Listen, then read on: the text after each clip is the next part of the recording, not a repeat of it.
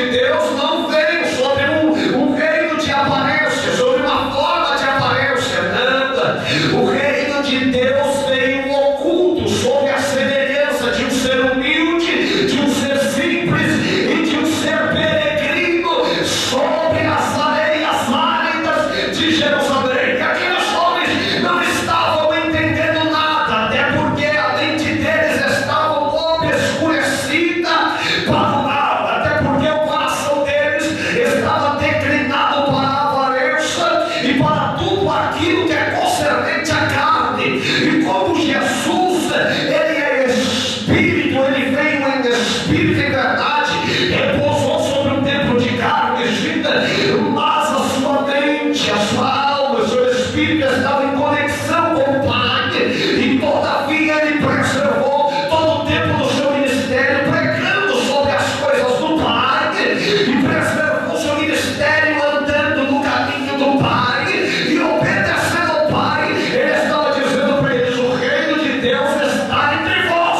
mas vós não conseguis entender o reino de Deus.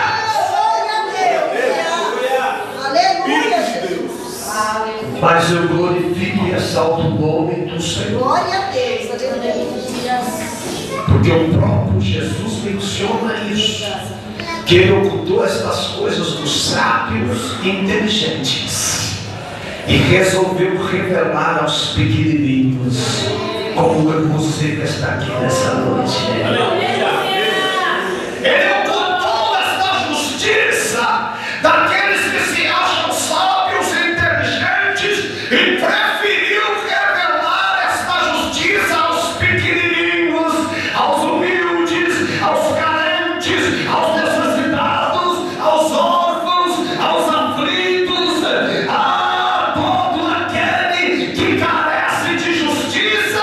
Jesus está pronto para ser o justo juiz e advogar, julgar a sua minha nossa causa com justiça e juízo de Deus. Oh, eu já sinto a presença dele aqui. Eu já sinto a presença dele aqui. E você tem liberdade para adorá-lo.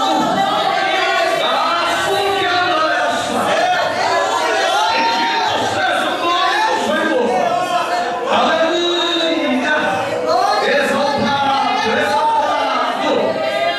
Observa o texto do verso 21. Nem dirão: ei-lo aqui ou ei-lo ali, porque eis que o reino de Deus está entre vós. E diz aos discípulos: dias virão em que desejareis ver um dos dias do Filho do Homem, e não o vereis. E digo-vos: ei-lo aqui ou ei-lo ali, não vades e nem buscais, porque como o relâmpago ilumina desde uma extremidade inferior do céu até a outra extremidade, assim será também o Filho do